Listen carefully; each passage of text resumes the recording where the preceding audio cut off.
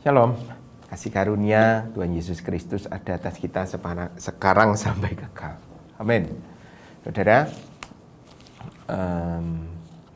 suatu kali saya pernah ditanya di dalam kelas apologetika, pertanyaannya simpel.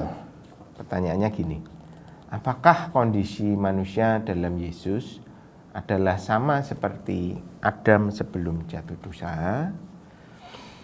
Dan apakah dalam Yesus kita bisa lagi jatuh dosa seperti Adam?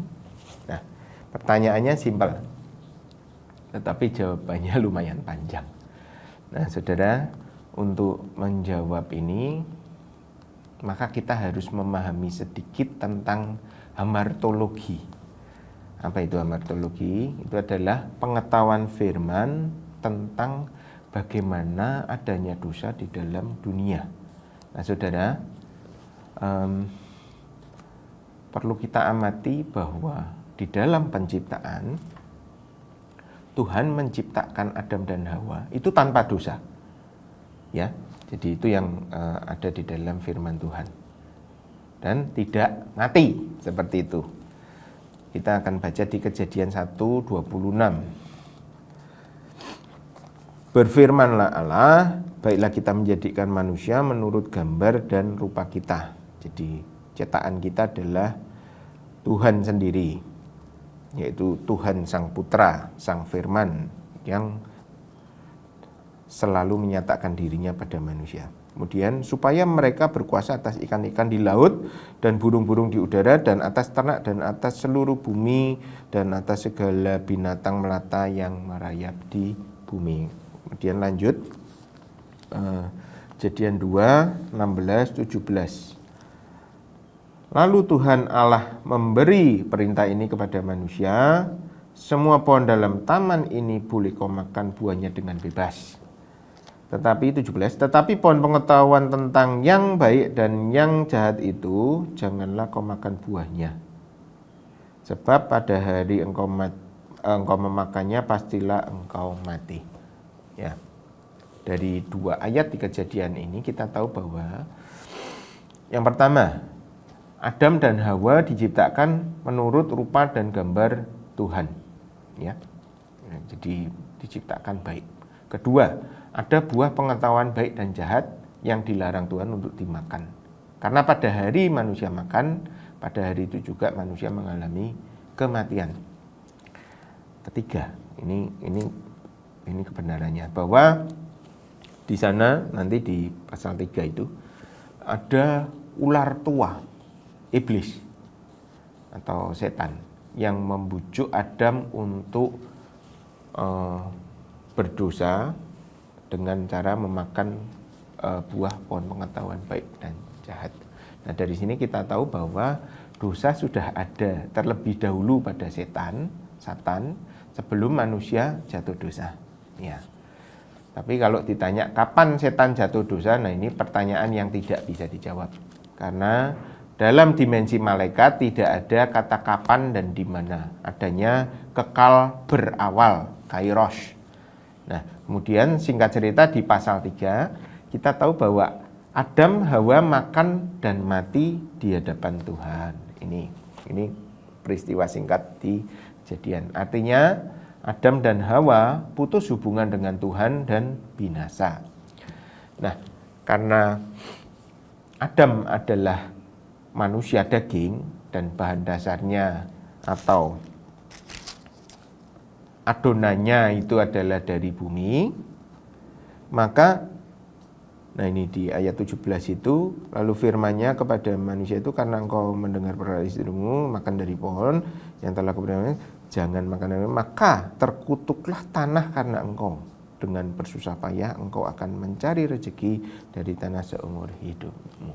Jadi karena sekali lagi karena tubuh kita nih, tubuh Adam ini dibuat dari materi bumi, jadi ketika Adam jatuh dosa, maka seluruh bumi juga kena kutuk. Ya, jadi takdirnya bumi dan segala unsurnya adalah terkutuk sejak Adam jatuh dosa. Nah, inilah awal kesukaran manusia. Daging kita kan dari bumi, debu tanah, maka daging kita ini juga akan mati dan musnah seperti pada halnya bumi ini juga akan dimusnahkan oleh Tuhan nanti pada hari terakhir. Nah, kemudian ini menarik saudara. Karena sebetulnya di sepanjang Kejadian 1 sampai 3 kata dosa itu belum muncul. Nah, kata dosa itu pertama kali muncul itu di Kejadian 4 ayat 7. Nah, saya bacakan.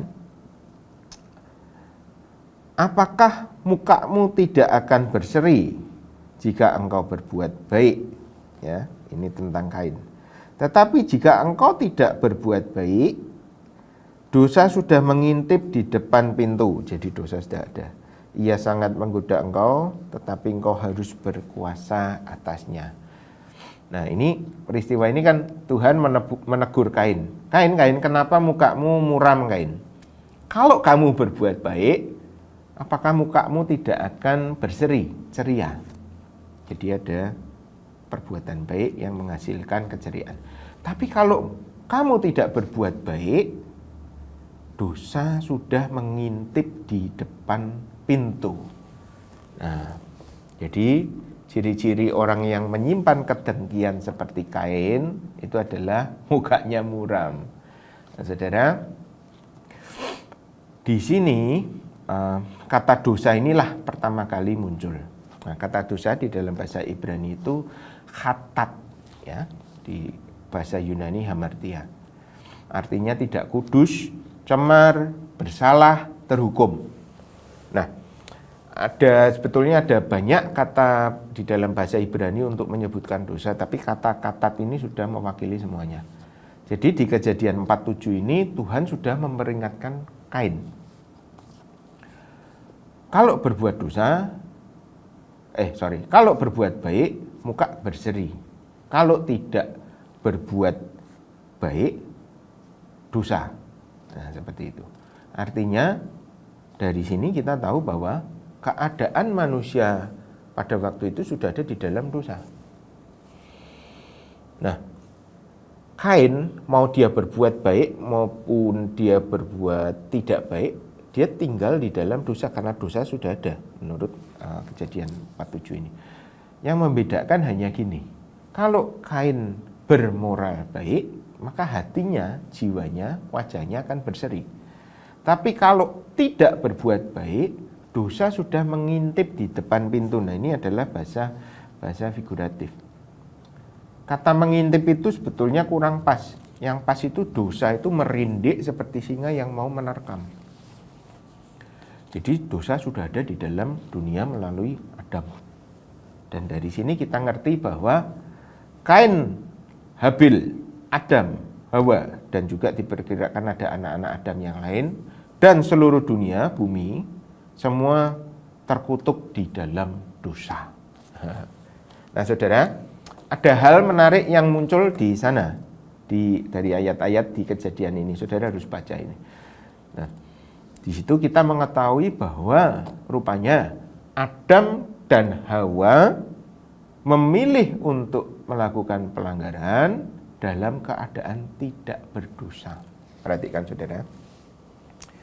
Adam memilih melakukan dosa sebelum Adam jatuh dalam dosa. Ini kebenarannya. Namun ini bukan berarti bahwa Adam dan Hawa dilahirkan dengan dosa. Ini kan kekeliruan tuduhan dari pihak yang tidak percaya Alkitab. Tapi yang ada adalah Adam dan Hawa sebagai penguasa dunia, raja, penentu segala sesuatu di dunia ini pada waktu itu, mereka mempunyai hak untuk memutuskan apakah yang akan mereka perbuat. Dan itu bukan dosa, tetapi wewenang Adam dan Hawa. Clear ya? Jadi dosa itu masuk ke Adam dan Hawa tepat saat mereka melanggar perintah Tuhan. Ya. Jadi kalau kita baca selanjutnya, saudara, dosa dan kejahatan itu satu. Ya. dosa dan kejahatan satu. Saudara, saya mau luruskan dulu tuduhan orang ateis tentang iman kita. Bahwa Tuhan menciptakan kejahatan, itu berdasarkan Kejadian 2 ayat 9. Saya bacakan. Lalu Tuhan Allah menumbuhkan berbagai-bagai pohon dari bumi yang menarik dan yang baik untuk dimakan buahnya. Dan pohon kehidupan di tengah-tengah taman itu, serta pohon pengetahuan tentang yang baik dan yang jahat. Nah, orang-orang yang tidak percaya menuduhkan bahwa dosa dan kejahatan itu ciptaan Tuhan. Nah, ini keliru, saudara. Yang tepat di dalam Kejadian 2:9 ini adalah Tuhan menciptakan pengetahuan baik dan jahat. Tetapi Tuhan tetap kudus dan tidak ada kejahatan padanya. Nanti kita akan kembali kepada Adam dan Hawa. Saya mau luruskan ini dulu. Tuhan menciptakan pengetahuan baik dan jahat, tetapi Tuhan tetap kudus dan baik. Kejahatan tidak ada padanya. Karena Tuhan di dalam firman-Nya, Dia telah memisahkan gelap dari terang. Itu adalah gambaran dari kejahatan dan kebenaran. Itu dipisahkan. Dan menurut 1 Yohanes 5 bahwa tidak ada kegelapan pada Tuhan, pada Allah. Jadi gelap itu bentuk alegoris dari kejahatan. Jadi pada Tuhan, Dia memang menciptakan pengetahuan baik dan jahat. Dan pada Tuhan tidak ada kejahatan. Sebab kejahatan atau kegelapan itu dipisahkan dari terang. Itu kebenaran firman. Kemudian malaikat. Mereka punya pengetahuan baik dan jahat. Ini dicatat di 2 Samuel ya, 2 Samuel 14. Tetapi meskipun mereka, para malaikat ini punya pengetahuan baik dan yang jahat, para malaikat ini tetap kudus dan tidak jahat. Oknum berikutnya yang ada di sini adalah Satan. Nah, Satan ini dia lahir dari kejahatan. Yohanes 8:44. Tuhan Yesus berkata dia itu sejak permulaan, sejak arke, sejak jadinya dia adalah jahat. Dia lahir dari kejahatan.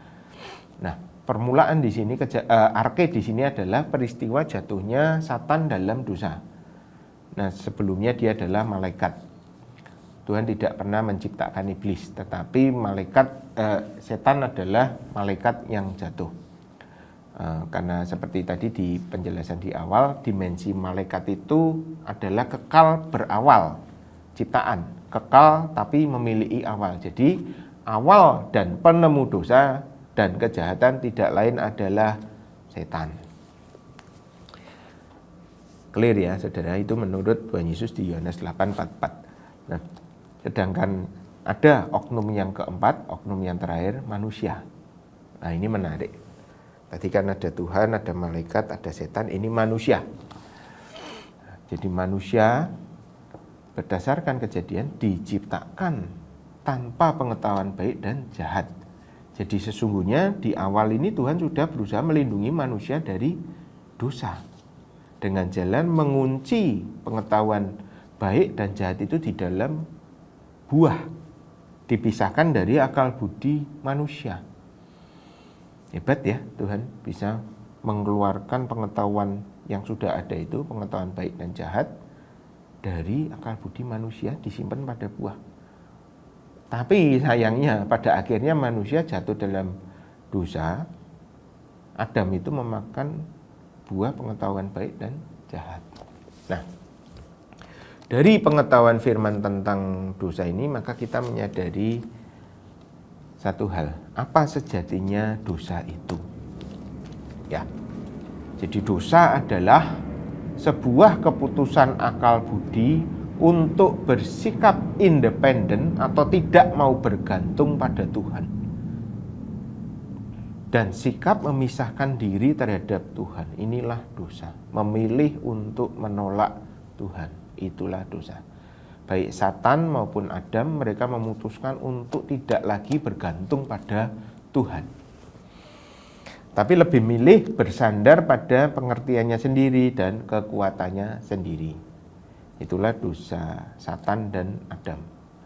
Makanya ada firman Tuhan yang sangat keras berkata bahwa terkutuklah orang yang mengandalkan kekuatannya sendiri. Karena memang yang diinginkan Tuhan adalah semua bergantung pada Tuhan. Nah, itulah rangkuman singkat dari hamartologi, pengetahuan firman Tuhan tentang dosa. Nah, sekarang kita kembali ke pertanyaan tadi. Apakah di dalam Yesus posisi kita kembali seperti Adam pada waktu sebelum jatuh dosa? Maksudnya lewat darah Yesus kita kan memang disucikan kembali murni, tanpa cacat celah di hadapan Tuhan. Nah, kemudian yang pertanyaan yang lebih lanjut, sudah disucikan, setelah kita disucikan, apakah kita bisa lagi memiliki pilihan untuk berdosa dan menjadi musuh Allah? Apakah di dalam Yesus seseorang bisa kembali seperti Adam dan jatuh dalam maut lagi? Nah, sebelum pertanyaan ini dijawab, kita dalami lagi, saudara. Ada beberapa hal saja supaya kita ngerti bahwa dampak dari pengetahuan baik dan jahat pada manusia itu akan membuat manusia selamanya berdosa. Ya, maksudnya gimana? Karena gini, manusia itu kan tadi dilindungi Tuhan sebetulnya agar tidak mengerti pengetahuan baik dan jahat. Nah, karena apa? Karena manusia itu tidak bisa menanggung pengetahuan baik dan jahat tanpa terlibat di dalam keduanya. Jadi setelah Adam jatuh dalam dosa, manusia selalu bergumul, memilah-milah. Oh, ini baik, ini jahat, dipilah-pilah, sampai pusing. Nah, usaha manusia memilah-milah ini baik, ini jahat, itu kita sebut sebagai agama dan moral. Tahu mana yang baik, mana yang jahat. Jangan lakukan yang jahat, tapi lakukanlah yang baik. Nah, tetapi agama tidak bisa menyelamatkan. Karena faktanya adalah di setiap kebaikan manusia, imbasnya pasti ada dampak kejahatan. Ini hukum pasti. Dan sebaliknya, di dalam kejahatan manusia juga ada hal baik yang bisa menjadi akibatnya. Nah, ini repot. Di dalam dunia ini kalau kita bilang satu hal itu ada manfaat baik, maka dalam hal yang sama juga yang terkait pasti juga ada kerugian yang tidak baik. Jadi baik dan jahat ini adalah kutuk kematian di dalam dunia manusia. Kita baca di Roma, ya.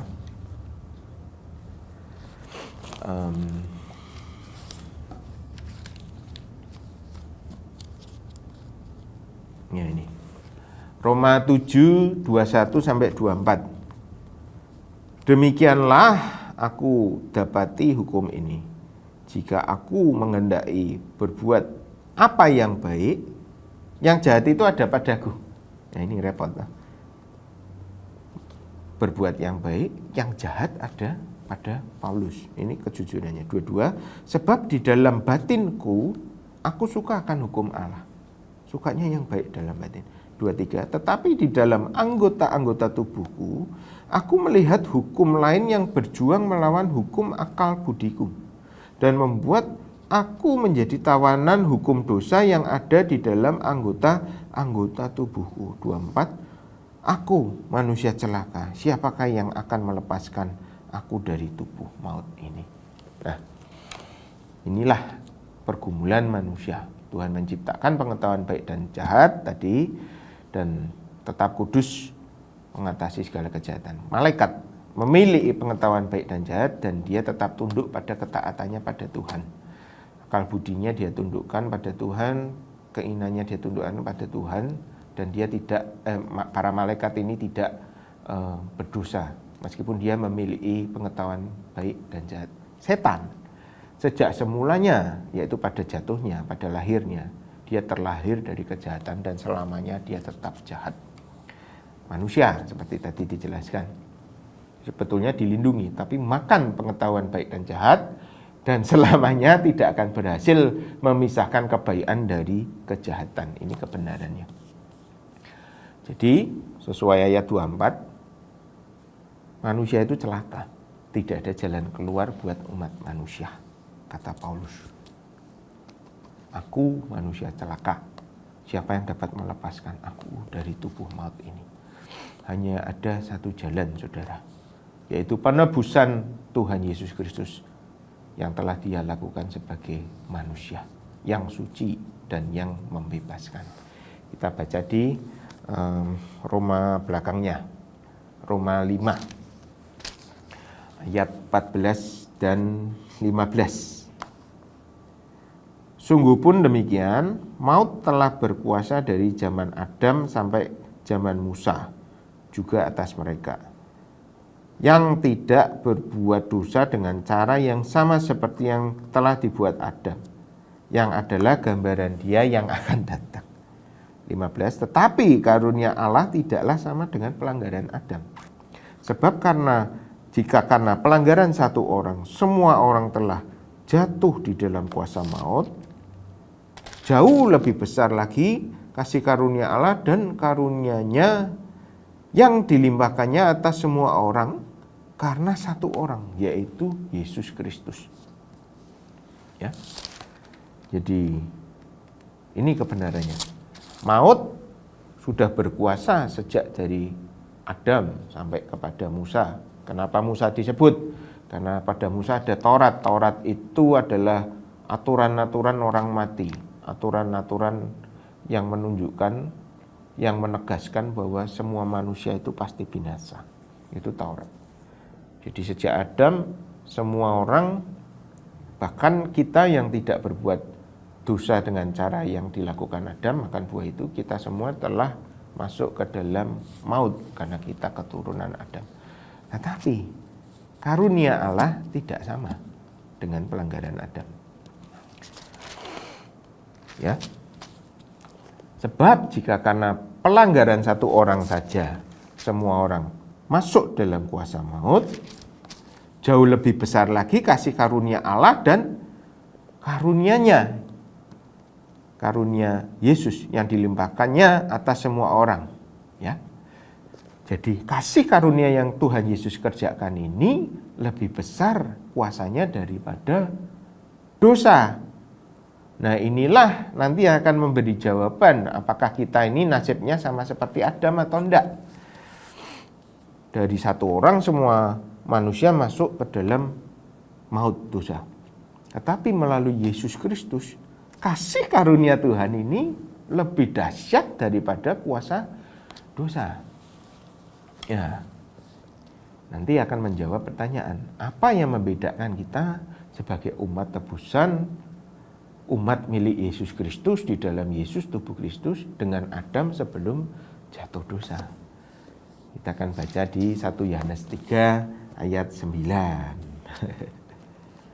1 Yohanes 3 ayat 9. Ya, ini setiap orang yang lahir dari Allah tidak berbuat dosa lagi. Titik. Setiap orang yang lahir dari Allah tidak berbuat dosa lagi. Titik. Sebab benih ilahi tetap ada di dalam dia, dan ia tidak dapat berbuat dosa karena ia lahir dari Allah. Nah, inilah kasih karunia Yesus yang sangat besar itu. Jadi sekarang kita tahu ada manusia rohani yang lahir dari Allah di dalam kita.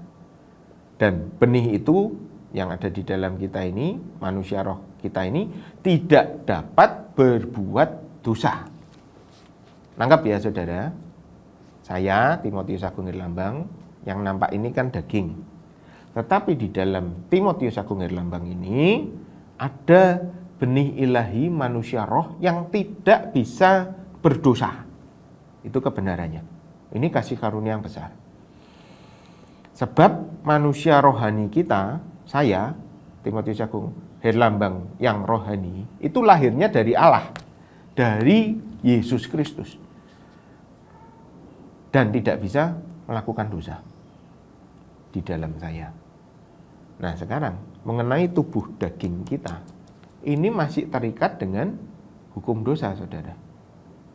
Ingat bahwa tadi dijelaskan Adam itu dibuat dari bumi. Baik Adam maupun bumi semuanya terkutuk. Nah, apa yang terjadi pada bumi yang terkutuk ini, tubuh yang terkutuk? Nanti ketika Tuhan Yesus datang kali kedua, tubuh kita diubahkan menjadi tubuh kemuliaan yang selamanya tidak akan berbuat dosa lagi. Tapi belum. Nah, langit dan bumi juga akan diubahkan menjadi langit yang baru dan bumi yang baru. Yang lama ini akan diubahkan Tuhan. Itu di Yesaya 65 dan Yesaya 66, saudara. Nah, sekarang mengenai keadaan tubuh surgawi kita yang akan kita terima, itu saudara bisa baca di 1 Korintus 15 ya.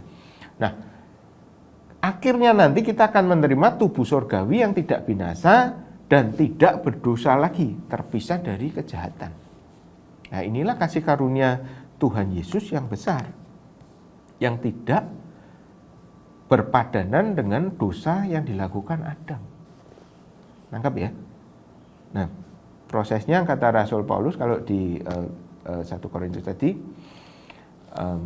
kalau saudara di masa ini kemudian mengalami mati, tapi Tuhan Yesus belum datang kali kedua, saudara kan tubuh kita dikubur. Nah nanti pada waktu Yesus datang kali kedua, tubuh yang mati itu, yang sudah jadi hancur itu, akan diubahkan menjadi tubuh kemuliaan.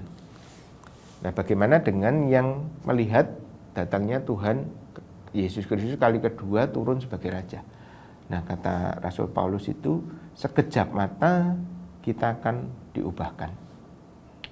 Jadi baik yang sudah mati mendahului kita akan mendapat kebangkitan dan tubuh baru. Kita yang masih hidup, jika kita mengalami kedatangan Tuhan kali kedua dan lihat, tubuh kita sekejap akan berubah menjadi tubuh kemuliaan. Ini janji Tuhan. Nah, kalau kembali ke pertanyaan tadi, apakah keadaan kita di dalam Yesus sama seperti Adam sebelum jatuh dosa? Dan bisakah kita jatuh dosa lagi ke dalam maut seperti Adam? Maka jawabannya adalah ya dan tidak. Ya, karena keadaan kita adalah kudus seperti Adam sebelum jatuh dosa. Memang kita disucikan dalam Tuhan, karena kita memang telah dibenarkan dan dikuduskan oleh darah Yesus. Kemudian jawaban tidak, karena kita tidak lagi akan kembali jatuh dosa maut seperti Adam. Amin. Kejatuhan Adam adalah maut, kebinasaan. Bahkan alam semesta ini mau digulung sama Tuhan.